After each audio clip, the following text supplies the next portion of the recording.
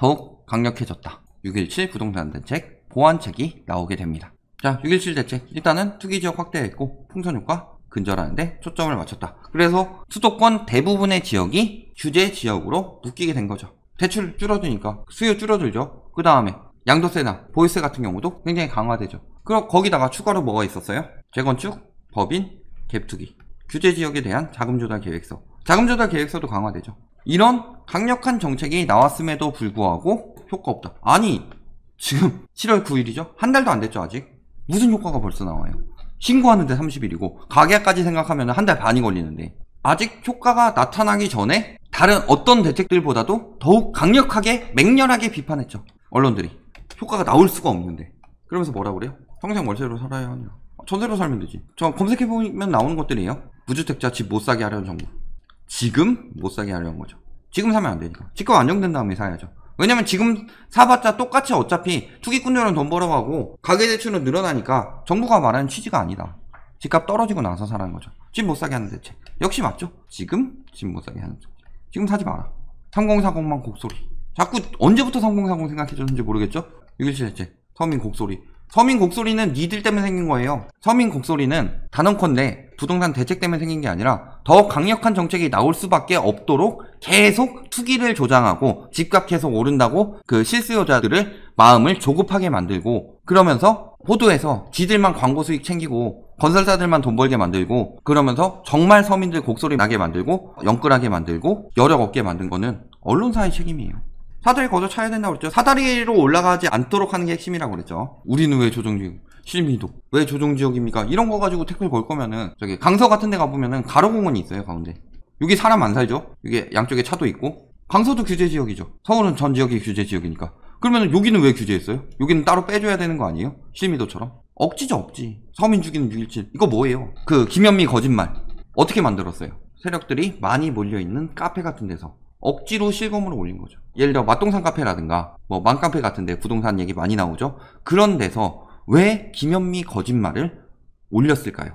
본인들 이론대로라면 규제할 때마다 집값이 폭등한다면 집 많이 가지고 있는 본인들한테는 이득 아니에요? 그런데 왜 김현미 거짓말 계속해서 올리고 네이버나 요즘엔 다음까지도 흘러들었더라고요. 들어가가지고 그 경질해야 된다. 김현미가 정책 똑바로 못하고 있다. 이런 식으로 해서 왜 자꾸 그런 여론을 만들고 있을까요? 냅두면 자기들한테 이득인데. 되게 아이러니한 거죠. 사실은 지들이 이제 그냥 허세 부리고 있는 거죠. 예를 들어서 복싱을 하는데 맞은데 이러면서 허세 부리는 선수도 있잖아요. 이러면서 계속 맞으면 어떻게 돼요? 결국은 다운당하죠. 그렇게 허세 부리면서 자기 또 지금 죽겠는데 허세 부리면서 버티면서 잘못되었다. 너는 때려봤자 나는 쓰러지지 않는다. 이런 모습을 계속 보여주고 있다가 이번에 6.17 정책 때 뭐라고 그래요? 폭등만 부른다. 그러면서도 김현미 뭐 거짓말, 경질, 6.17 대책은 서민 죽이는 대책 이런 식으로 자꾸 지들이 띄우고 있다. 그렇다는 거는 거의 마지막 그러기 상태라는 거죠, 지금이. 자, 그러면서 뭐 적폐 정부. 아니 소급 위헌 적폐 정부라고 하면서 소급 적용 안 하면은 집값 절대 안 떨어져. 해서 소급 적용해야 할 것 같은 그거 아니면 안 떨어질 것 같은 여론을 만들고 어쩌라는 거예요. 위헌, 서민 피눈물. 언제부터 위헌이었어요? 그러면은 투기 과열지구 조정 대상 지역 보면은 뭐 9.13 때나 6.19 때 특히 8.2 때 여기 해당된 지역들 그때는 왜 위헌 얘기 안 했어요? 똘똘한치 하면서 가격 띄우기나 바꿨지? 아직 규제가 완화가 더 셌으니까 그때는 그런 게 가능했는데 지금은 규제가 강화돼서 죽겠으니까 이제부터 뭐 소급 적용한 게 죄다 위헌이다 이런 식으로 이야기하고 있는 거죠.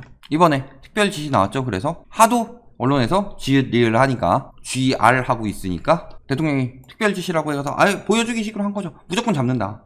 지원 방안 물어보고 그 다음에 공급 물량 확대 하고 있었죠. 3기 신도시 추진 때도 엄청난 거죠. 근데 이거 조금 더 땡기는 거죠. 사전청약으로. 그 다음에 추가 대책 마련. 지금도 뭐 불안하다니까 세법 개정안 들어가죠. 자, 법인 같은 경우 3% 혹은 4%였죠. 다주택의 경우 4%였죠. 그런데 최대 세율 부과니까 이렇게 들어간 거죠. 그런데 종부세 개정안이 언제 나왔다? 12, 16대 나왔죠. 그게 이 정도인데 더 강화될 수도 있다는 거죠. 사전청약 물량 나오고 있고 그 다음에 투기성 주택 보유자 부담 강화한다. 어떤 정책들이 지금 기사에 나오고 있을까요? 지금 기사들 보면 내일 정책이 나올 것처럼 이야기 많이 하고 있는데 일단은 6.17에서 뭐가 있어요? 투기지역, 투기과열지구에 3억 원 초과 아파트에 구입한 경우 전세 대출 보증 이용 제한이다. 연장도 안 된다. 이제 바로 돌려줘야 된다. 그러니까 여기다가 전세 놓고서 나는 편하게 전세 살 생각을 꿈도 꾸지 말아라. 4일 집만 사라 라는 거죠. 보증한도 축소했다. 전세 대출 보증한도가 축소가 돼요. 내일부터죠. 그러니까 지금 재계약해야 하는 상황이죠. 축소되기 전에. 그러니까 집주인들이 올린다. 언제 이런 사태 나타났어요? 1월 20일 전에. 이때 전세가 폭등했었죠. 왜? 9억 이상 주택 보유자 같은 가격으로 연장만 가능하고 전세대출 금지 해버리니까 20일 전에 미친듯이 계약한 거죠. 지금도 똑같은 거예요. 지금 전세가 폭등하고 있다?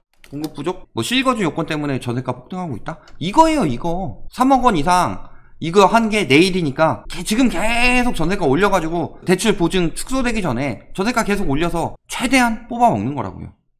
실거주 요건 때문에 전세가 시장 문제 생겨서 임차까지 망친다. 집주인들이 꼬라지 부리는 거죠. 자, 그리고 발표 유력한 거 뭐 있어요? 종부세법 개정안보다 훨씬 더 센 수준이 유력하다. 특히 저기 아까 얘기했죠? 3% 법인 3% 4%로 예상되고 있었는데 여기서 더 세서 4% 뭐 5%만 돼도 죽을 맛이겠죠. 여기는 장특공제, 세액공제 혜택 및 종부세 공제 손질한다. 1주택자 양도세 부담 지금 양도세율을 50%로 인상했는데 요거에 대해서 최대 80% 적용안도 나오고 있다. 뭐 90% 얘기도 저는 본 것 같아요. 그러면은 또 이거에 대해서 이야기하겠죠. 자, 가장 많이 나오는 얘기가 집값 떨어지게 하려면 종부세를 강화하고 양도세를 낮춰라. 그래야지 집주인들이 매물을 내놓을 것이고 종부세를 강화하면은 부담이 더해져서 매물을 많이 내놓을 것이다. 왜 이런 얘기를 하고 있는지 알아요? 지금 팔고 빠져야 되는데 양도세 때문에 버는 게 적으니까 하는 건데 결국은 종부세만 계속 강화해도 양도세는 상관없이 매물이 나올 수밖에 없다. 그런데 양도세 80%까지 강화한다는 거는 이거 그러면 매물 전혀 안 나오는 거 아니에요? 그지? 50%대도 이렇게 안 나왔는데 이게 아니라 80% 되기 전에 그 전에 빨리 팔어. 예를 들어 이번에 양도세 잠깐 완화해 준 것처럼 유예기간 준 거예요. 그때까지. 예를 들어 양도세를 낮추게 되면 무슨 일이 생기느냐. 불로소득이 그만큼 늘어나죠. 그럼 그 불로소득은 어디로 가겠어요? 또 다른 투기로 간다. 그걸 막기 위해서 양도세를 강화한 거죠. 그러니까 사실은 양도세는 더 강화돼야 되죠. 80% 나왔어요. 무슨 뜻이에요? 80% 적용되기 전에 빨리 내놔라. 니들 80% 되면 남는 것도 없다. 서울 아파트 매매 거래량 지금 다시 증가하고 있는 추세였다. 그렇죠. 근데 일별 매매 거래량 보면은 그 6.17 이후 거래량이 그 전만 못하죠. 누가 봐도 그 전만 못하죠. 그런데 뭐라 그래요? 효과가 없다. 다시 서울로 몰려든다. 다시 서울로 몰려들고 있어요? 잘 생각해 봐야 돼요. 무조건 잡는다. 정부가 자신감이 넘치죠? 왜냐? 잡는 법을 모르는 게 아니다. 잡는 법은 알고 있다. 다만 변수가 생겼죠. 미중 무역전쟁부터 질병 사태까지 경제 위기가 왔다. 그래서 유동성이 말라버렸어요. 삶이 팍팍해지고 가계대출은 가뜩이나 엄청나게 늘어났는데 경제가 돌아가지 않더라. 소비가 돌아가지 않더라. 그 다음에 수출 수입이 돌아가지 않더라. 그러니까 어쩔 수 없이 저금리를 한 거죠. 그러면 이런 위험한 경제 상황에서는 버텨야 되고 현금 확보를 해야 되고 그런데 여기서 무슨 짓거리를 해요? 지들 현금 확보하기 위해서. 이 말한 지들은 건설사 투기꾼이죠. 혹은 투기 조장꾼들. 언론과 합작해서 뭔 짓 하고 있어요? 나라 망하는 길로 유도하고 있죠. 영끌 수요들 뽑아먹고 있다. 지금은 집 살 때가 아니죠. 경제 위기 때 누가 집을 비싸게 주고 사요? 미친 거지.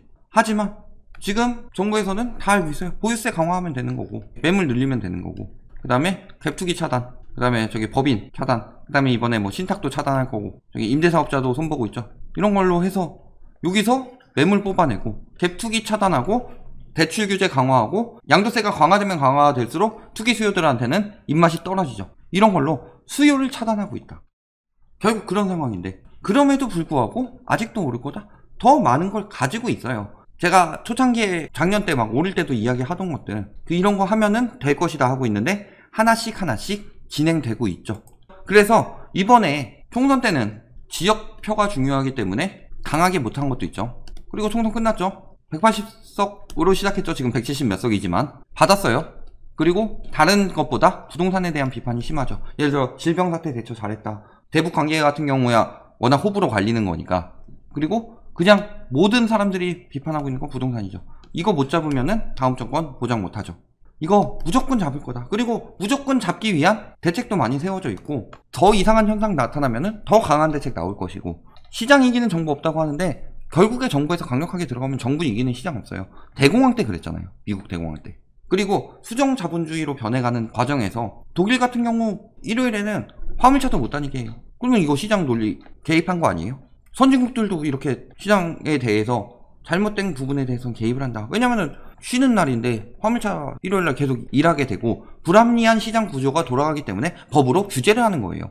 똑같은 거죠. 지금 부동산 시장이 합리적이냐 불합리적이냐를 따져봤을 때 불합리적이기 때문에 더욱 강력한 규제가 들어가는 거죠. 아까 뭐 세계적으로 문정부만큼 규제 많은 정부가 없다. 그만큼 부동산이 비정상적이기 때문이죠. 어느 나라가 우리나라만큼 비정상적이냐? 중국 빼고. 지금 봤을 때 제 생각엔 7월 세제로 끝나지 않을 것 같아요. 7월에 뭐 세제 나오고 있죠. 그 다음에 분양가 상한제 들어가고 8월에 뭐 전매 제한 들어가고 내년부터 양도세랑 법인세 강화되고 그 장특공제 혜택 줄어들고 실거주 요건 들어가고 여기서 더 안 내느냐, 임대차 3법 나오고 더 안 내느냐, 더 낼 수 있다는 거죠.